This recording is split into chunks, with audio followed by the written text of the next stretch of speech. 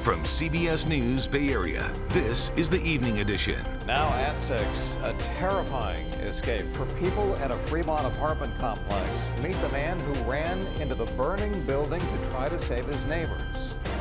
I instantly ran inside with some other residents and we got the fire hose. We unraveled one, we tried to bring it up the stairs. Other people ran in with fire extinguishers. Plus, why the North Bay may soon have a much smarter commute, testing on a new rail line for communities in northern Sonoma County. It's going to be great for the small businesses downtown. We have a lot of shops, restaurants. And later, 2 years after the deadly mushroom farm shootings in Half Moon Bay, displaced farm workers are still looking for a permanent place to live. Hopefully soon these families will be in their forever home. Live from the CBS studios in San Francisco, I'm Brian Hackney. And I'm Andrea Nakano. Thank you for joining us. It's been decades since rail service has been extended to communities in North Sonoma County. And the smart commuter train is testing the tracks in Windsor. As John Ramos reports, it's all coming pretty late for the train, but it will finally arrive. This is the North Santa Rosa Airport Station, currently the end of the line for the smart commuter rail system. But shortly it will be making its move north to the town of Windsor, helping to fulfill an often delayed promise to voters.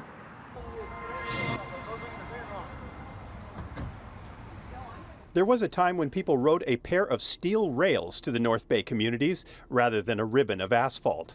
This town was literally built as a railroad stop, right? Where we are is classically was the railroad was right here. Tim Zahner has looked forward to the return of the train to his town, but it has required an unexpected amount of patience. Yeah, I've lived in Windsor now for almost 19 years and been waiting for the train about that long, so yeah.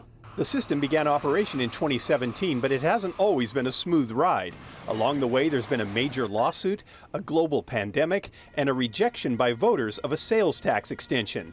But now, Zahner isn't the only one excited to hear the clanging of the crossing gates and the blaring horn as the smart trains rumble back and forth from Santa Rosa to Windsor, testing the system. We're testing all the signal, the crossings, the positive train control. This is a period of testing that's going to take the entire month of April. And what was special about this weekend is that with the onset of systems testing, we had the first smart trains rolling into the town of Windsor, through the roundabout, into the new station. It was very exciting. The rail line was sold to voters as a way to connect workers to the Larkspur Ferry and on to San Francisco. But the farther north you go, the more people see it as a means of connecting the small towns, possibly for work, but also for entertainment. This is, I think, going to be really helpful, having the smart train. People from Santa Rosa, Petaluma, Rohnert Park can come up, come hear music, get on the train, go back home. It's going to be great for the small businesses downtown. We have a lot of shops, restaurants. They're going to benefit it. The new station will only be a block from the Windsor Green, a spacious city park adjacent to a quaint downtown shopping and dining area.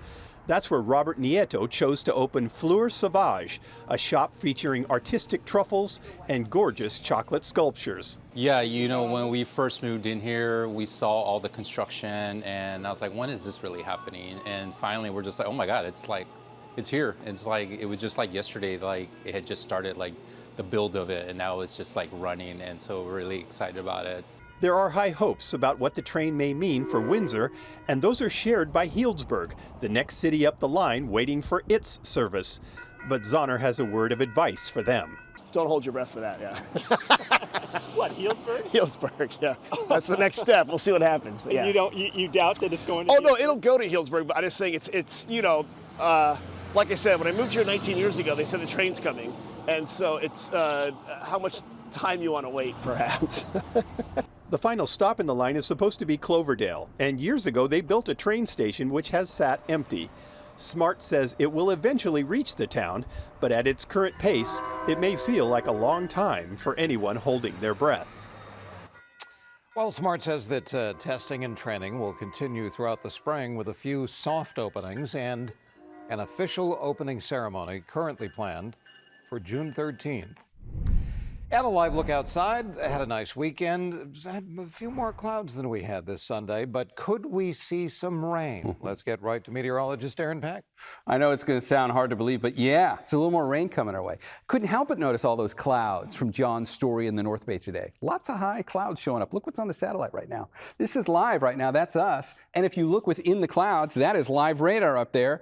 That's pretty impressive considering that we've been in the mid-70s and the thought of rain has probably been pretty far from your mind. Let's bring this back onto the bay. We're going to get some rain tonight, but it is not going to be much. So what we're going to do is we're going to play through the futurecast. Let's get our vantage point out here. And I'm going to start this around like 10 o'clock tonight, and we're going to let it play through about 7, 8 o'clock tomorrow. Watch what shows up here. By about 11 o'clock tonight, that rain we were just seeing gets to the North Bay. By like 1 a.m., 2 a.m., some of the more noticeable rain moves across northern Sonoma County, across the SMART tracks, and then gets down here to the Golden Gate and falls apart as it does so. And that was it. There's nothing else after that. So this really happens between midnight and like 7 a.m. You might get some light showers on the morning commute from the city south tomorrow, but it wouldn't even be enough to measure. We've got other things to talk about in this forecast. Some dangerous waves and another warm up. I'll see you with that in a few minutes. Andrea, back to you. All right, thank you, Darren. Now to Fremont, where fire at an apartment complex takes a deadly turn. At least one person was killed, several others injured. Dozens of families are displaced. The fire broke out at the Waterstone Apartments on Bidwell Drive overnight. Cell phone video shows 2 people trapped by large flames on a 4th-floor balcony. Dahlin spoke to witnesses on their race to escape. We want to warn you, some of the video you're about to watch may be difficult.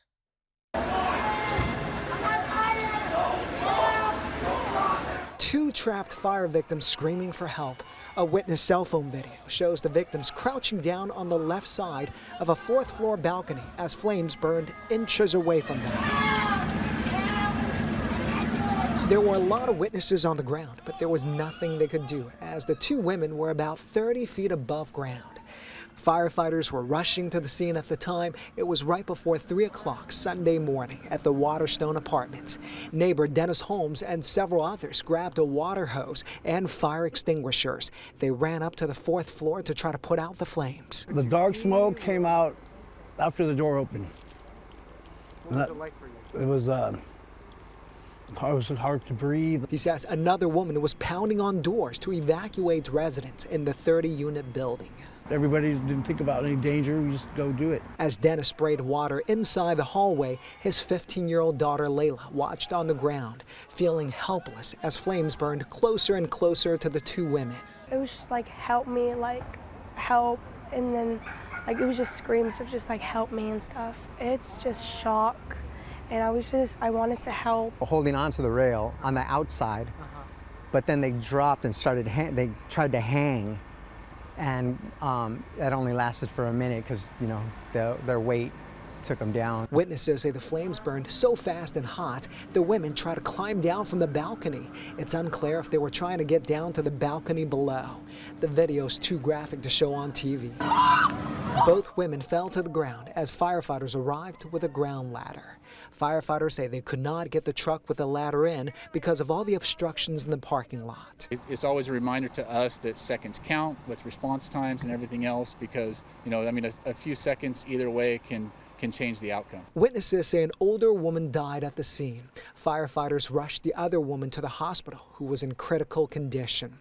The fire also injured 2 other adults. They're expected to survive. Fire damage is to the 1 unit, but smoke and water damage to the rest of the building. Of the 30 units, it's believed 29 were occupied. The Red Cross is helping those families. Dennis says it's unfortunate he couldn't do more to save the victim. Hope they can pull through this, hope everybody gets the help they need, you know, and just makes you appreciate life a little bit more.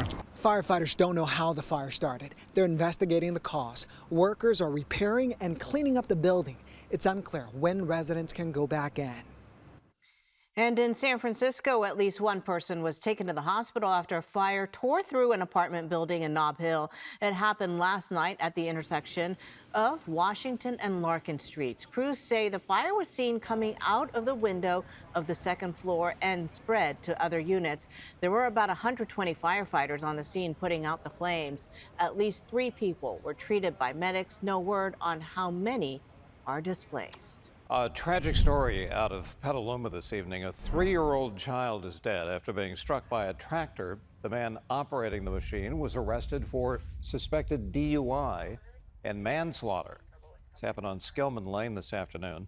Officers say the child ran into a field where a Bobcat tractor was being used. The operator showed signs of impairment. He's booked at the Sonoma County Jail. In Oakland, Lee Hansen, the chief of staff to former Mayor Sheng Tao and current interim mayor Kevin Jenkins, has been fired, according to the San Francisco Chronicle. This comes following controversy over the weekend after the release of a note where she referred to black people as token.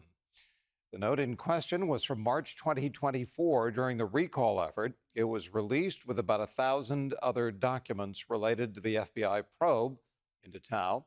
Hansen told the Chronicle the notes were from comments made by Tao, that they were taken out of context. We reached out to the mayor's office for comment, haven't heard back. Still ahead, more than 2 years after the Half Moon Bay mushroom farm shootings, farm workers are still waiting for permanent housing. Now the community is stepping up to help.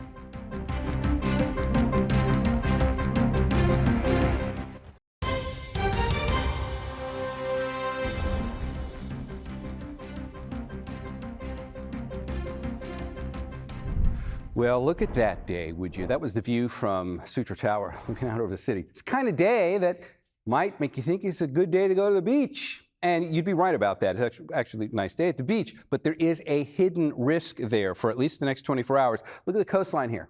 Everywhere that's highlighted in blue, from North Bay all the way down the San Mateo County coastline, that's beach hazard statement. Look at the swell coming our way. You see what the Pacific looks like with the wave energy.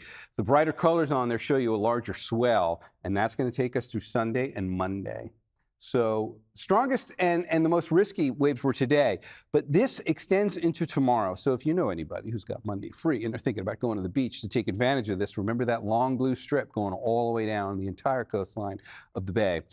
There's going to be some concern out there for anybody considering a visit to the coast, just from that standpoint. Let's go back to that forecast now where we check in on that possibility for rain. Still a good amount of rain showing up there in that imagery. That's live radar. But of course, that's still several hours away. So let's put that back on the virtual map now, and we'll come back here for the vantage point, which shows us how this is going to play out. Watch the time on the bottom right-hand corner of your screen. Keep your eye up here. This is very late tonight, 11 o'clock, midnight, 1 a.m., 2 a.m.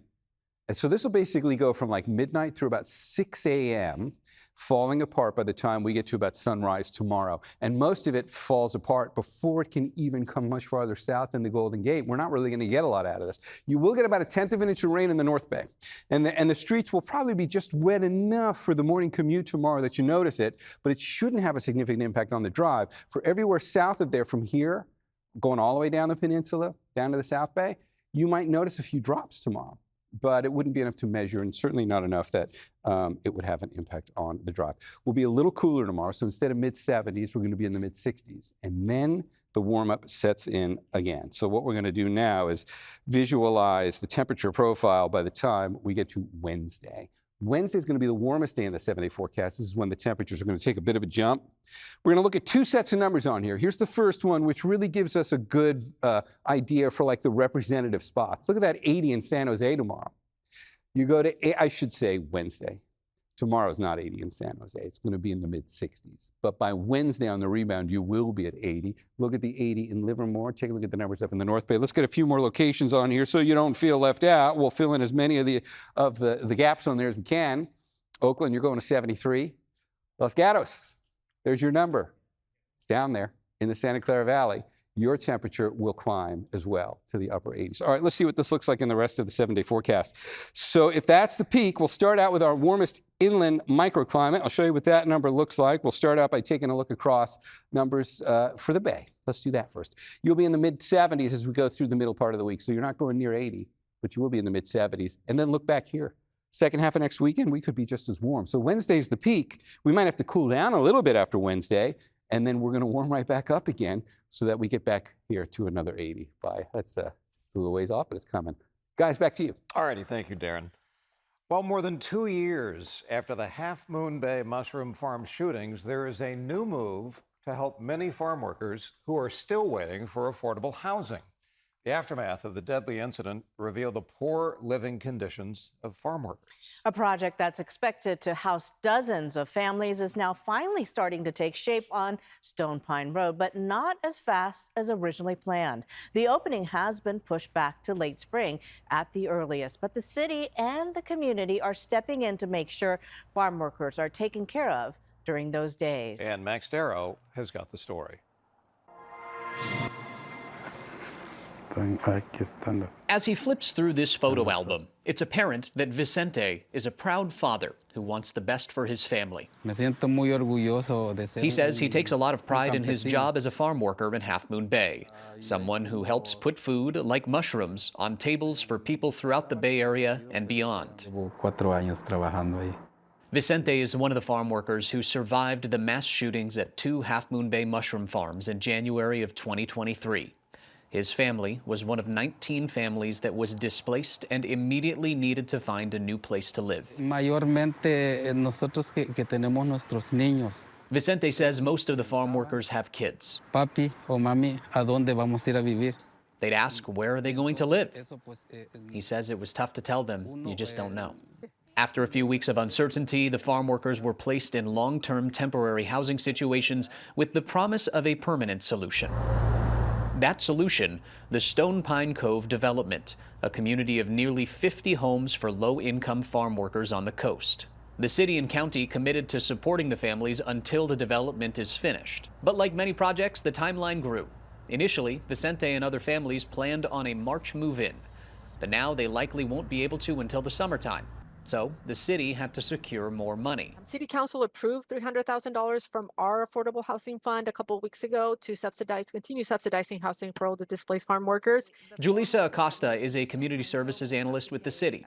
She says hundreds of thousands of dollars in philanthropic support from people and organizations in the community has played a big role in supplementing the assistance and will continue to in the home stretch. We continue to approach different philanthropy partners, and we received confirmation that Silicon Valley Community Foundation will contribute $100,000 to this need. That means the city won't have to dig as deep into its coffers. We have an affordable housing fund that is used for anything related to affordable housing, homelessness services, and other projects, and so drawing from that prevents us from providing other types of services. Judith Guerrero, the executive director of Coastside Hope, has worked with the families extensively since the tragedy. Hopefully soon these families will be in their forever home. Per the city, farm worker families that move into the Stone Pine Cove development will have 20-year forgivable loans with zero interest and deferred payments. And I don't think they could own a home in any other way in our community. We all have a right to live in a dignified situation.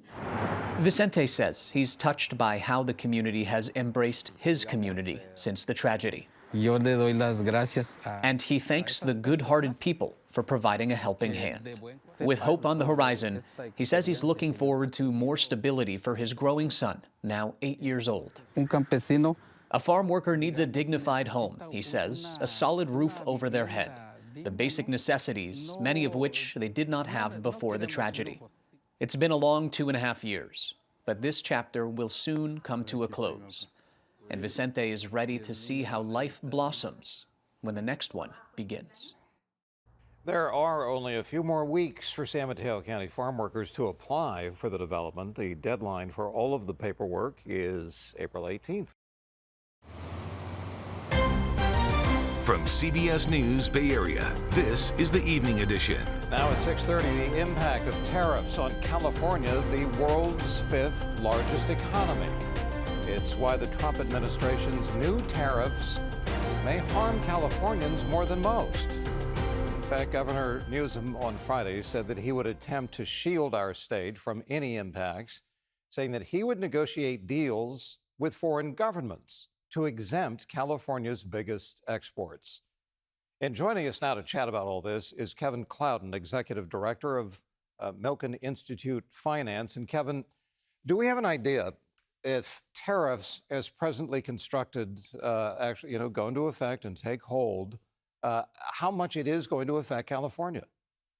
Well, the answer is massively. It's going to affect California because we are still the largest manufacturing state in the country, but we're also the greatest state for imports and exports. We are actually the point of entry for more goods from Asia than anywhere else. We are the point not just only in terms of shipping, but we're also for air cargo, for a whole bunch of other goods that go back and forth between the United States and Asia, let alone between the US and Canada, the US and Mexico. So expect that to affect everything from food, where you have food processed that is packaged overseas, to your cars, to your electronics. And given the fact that many of California's companies are on the cutting edge of technology issues, and I don't just mean your iPhone, I mean aerospace, I mean advanced components in manufacturing all over.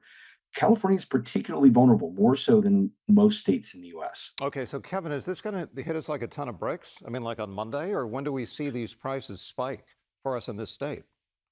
That's going to depend on the companies, and it's going to depend on how quickly everything gets implemented by Customs and Border Patrol. If Customs is able to kick them in right away, expect that you will see prices go up as the goods that have already been pre-ordered, that are already in the pipeline, they're already in warehouses, get used up. So the good news is you're not going to see everything spike immediately, but the bad news is that as we run through a lot of the goods that California companies have pre-ordered, and then you're going to see prices go up and up, especially as the companies have to maintain their margins. Okay. We actually had. I've got to ask you, Governor Newsom has suggested a plan to deal with other countries to spare California from retaliatory tariffs. But is that even possible to negotiate separately as a state with foreign countries? Well, you can negotiate. The problem is we don't control Customs and Border Patrol in California. That's a national institution.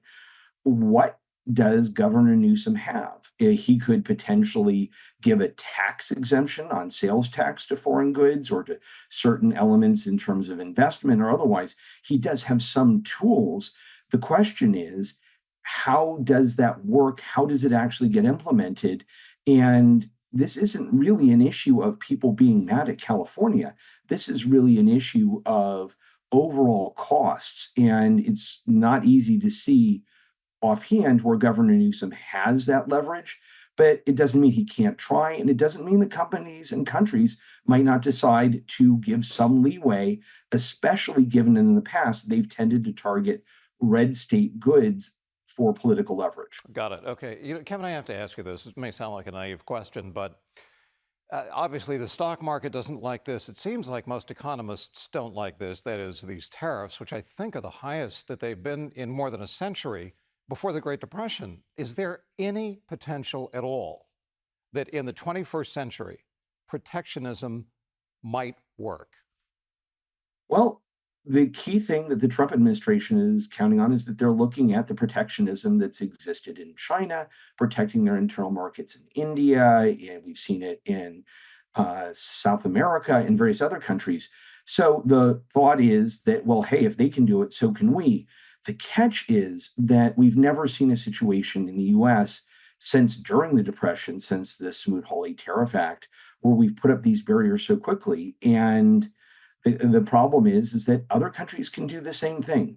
The United States is the largest economy in the world, but we aren't quite as dominant a force as we were even in 1930 in some ways. So it's really a question of how quickly, how effectively that the administration can negotiate. Because if it can't, then all of us, doesn't matter who you are, doesn't matter what you're buying, we're going to feel the impact on our pocketbook. Okay. Kevin Clouden, Executive Director of the Milken Institute of Finance. Kevin, we really appreciate your time. Thanks much. And we'll be right back.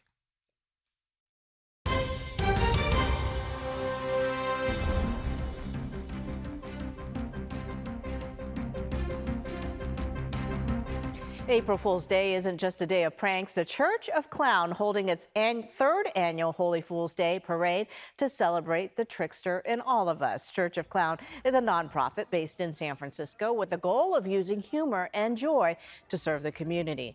Founder Dan Griffiths explains why on Holy Fool's Day it's important to play. Just the general culture needs ways to release steam and to make fun of itself. It's ancient. It's happened in every culture all through time. People have to have ritualized, ecstatic play built into their cultures. In celebration of the holiday, clowns took to the streets, marching, dancing, and making noise, all in the name of fun. Everything is fun. The vibe is fun. Festus is here, so I'm happy. And more fun here, Kaiser Permanente teamed up with the Golden State Warriors and the Valkyries to hold their inaugural Golden State 5K today. Runners came to the Chase Center to participate in the sold-out event. Starting at 9 o'clock in the morning, racers took the scenic route through local landmarks like Bayfront Park. A post-race celebration was held at Thrive City and featured live entertainment, stretching classes, and more. Registration for next year's event is already open. Aaron? Well, it's certainly warm enough out there now in the mid-70s, but all the while, look what is right up the coast. Rain. We're going to get some of that tonight. We'll track those showers. I'll show you how long they'll last. There won't be much, but it is coming in tonight, maybe part of tomorrow morning. And then next week, summers are going back to 80 again. So it's going to be a fast turnaround. It's going to be another very spring-like transitional week. We'll go over all of it coming up after the break.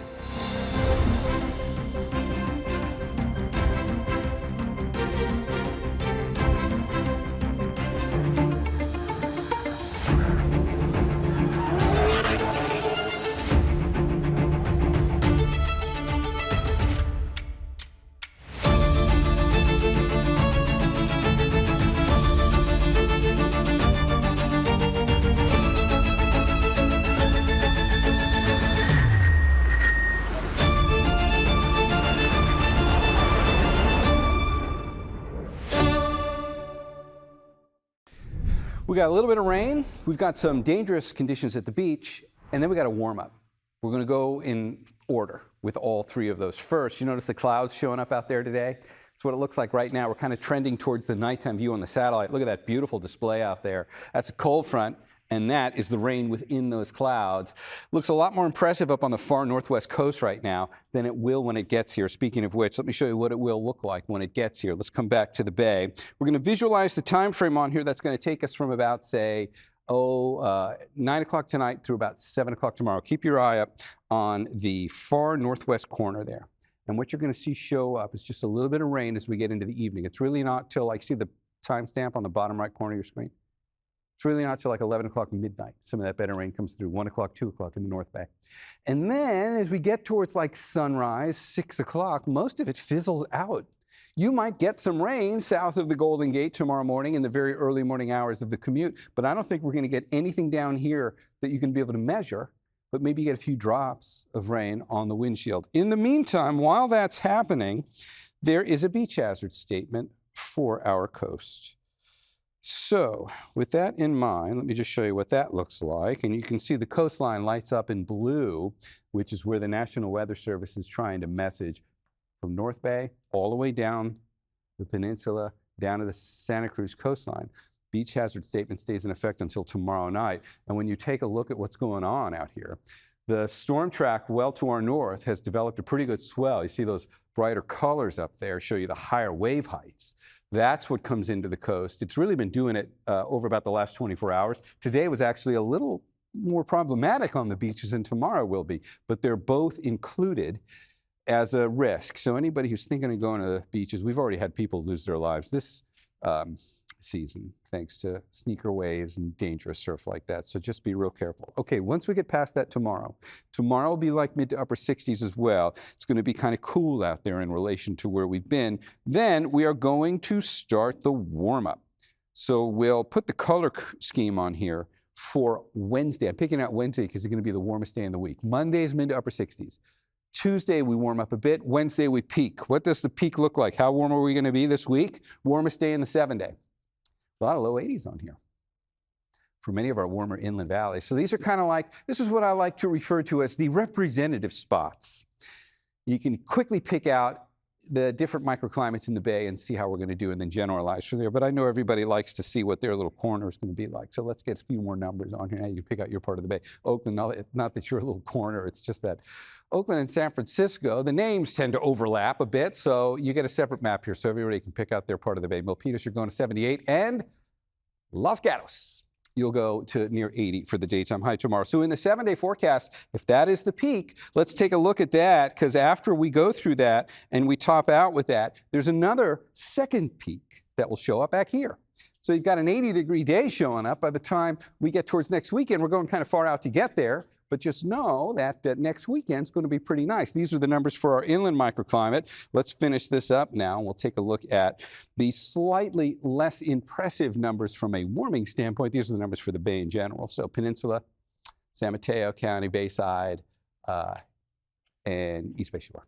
Those are your numbers. Okay, Brian, over to you. All righty, thank you, Darren. And coming up next, a new approach to tackling homelessness inside the city's strategy of flow.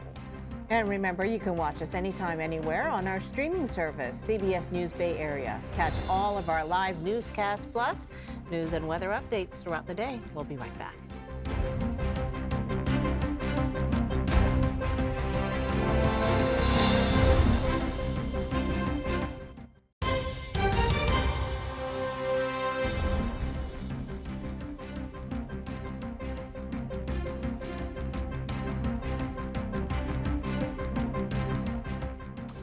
Welcome back. San Francisco, certainly not the only city struggling to find answers for homelessness, but the scale and the visibility of the problem has now been a source of infamy for decades. Tonight, we continue our look at how the city's ever-increasing efforts to address homelessness simply have not kept pace with the challenge. And so, it's natural for people to go, well, what are we spending all this money on? How is this getting any better? That's Sharkey Laguana, the chief data officer for the city's Homeless Oversight Commission. He's been working to better understand why more people placed in housing and more spending hasn't translated into more success. And to explain that, he wants people to think of the system a bit like people flowing through a pipe. This understanding of how many people are flowing in and how many people are flowing out, that's critical to understanding where we are. In the first part of this series, we looked at this idea of system flow and how it might explain what we're seeing on the street. And in the second part of the series, we looked at one very cost-effective way to improve flow, and that's keeping people from becoming homeless. I literally, I probably would have been one of the statistics out in the street. For some, like Sherry Kazlikowski, it was just a matter of short-term rental assistance while she battled cancer, keeping her in her own home. Well, tonight, we turn our attention to the next part of the flow equation, and that's the people already inside city-provided housing. It's a population that has grown quickly in recent years, and as Wilson Walker shows us, very few of them are flowing out.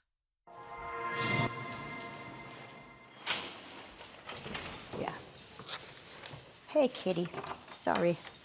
Along with her cat-named kid, Susie Melkonian is settling in to her Tenderloin SRO. She has her own bathroom and shower, and she saves space with this. Like you're at the beach. Come down like that, and you can put it up to your level how you want it. Ta-da. The small room, she says, is a blessing. I was domestic violent homeless. That's how I came to live in the hotels. And for Susie, this hotel finally provides permanent supportive housing after bouncing all through the city's system. Been in shelters, safe houses, transitional housing. Where would you be were it not for this SRO? If it wasn't for this SRO, then, I don't know. I don't know where I would be. I pushed the city. The city was not using these hotels for permanent housing until we created a modified payment program in 1989. Prior to that, they were just used for temporary housing. Randy Shaw founded the Tenderloin Housing Clinic back in 1980. And when he started placing people in the city's old hotel stock, they were often very brief tenants. Yeah, it's changed dramatically. When we started doing homelessness in '89, people I interviewed were all like laid off lumber, warehouse workers. The deindustrialization of the period impacted them, and they wanted jobs. So they were in our hotels for a very brief period. They got a job and they went out. They weren't homeless anymore. 36 years later, the clinic's portfolio of more than 20 properties is a cornerstone of the city's effort to house the homeless, a mission that in the 80s might have meant providing some temporary help. But that's a very different world than we inhabit now, where the people coming in are far more in need and have addiction issues. It's a variety of people to themselves, don't want to be bothered with nobody. I've been through enough in life to just leave me alone, right? To very mentally distraught, that really can't control their mental health, cannot control it. The city has tried to address the mental health and substance abuse challenges inside permanent supportive housing by deploying case managers, but that help simply has not kept up with demand. What is supposed to be a case manager to housing unit ratio of 1 to 25 has often been closer to 1 to 50. And the city says, well, that's great because we're funding case managers. And we'd say, well, they're not required to use the case management. And often some of the most troubled people don't use case management, which they need the most. Drugs and mental health, however, are only part of the story. Susie, for example, falls into another category. She, like 50% of the SRO population, is disabled. And all of this brings us back to the idea of flow. Seniors, people who are severely disabled, chronically ill, severe mental health issues. Not everybody is a candidate for standing on their own 2 feet. With an older, more troubled population, the challenges inside supportive housing are in a way driving the city's inability to find enough of it. More of those flowing in are not, or simply cannot, flow out. Right? When we put somebody in permanent supportive housing, it's permanent. It's right there in the name.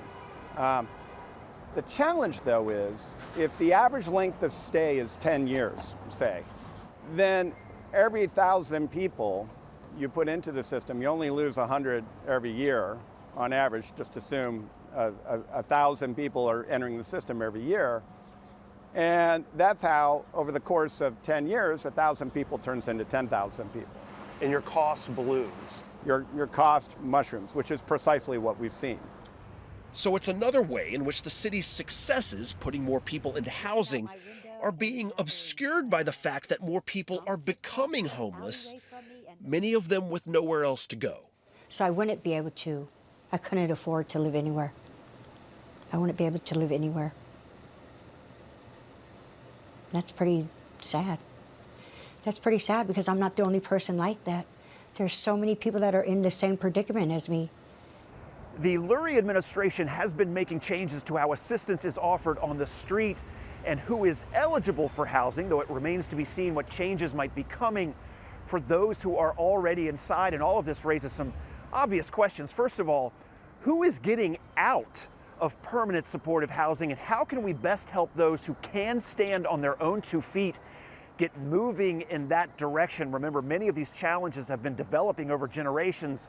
And in recent years, the city has vastly expanded supportive housing. So the scale of this challenge has grown immensely, and the city's growing budget problems will only make finding solutions that much more difficult. Complex issue with so many layers. Well, thank you so much for watching. 60 Minutes is coming up next. We will see you back here at 11 o'clock tonight. Good night.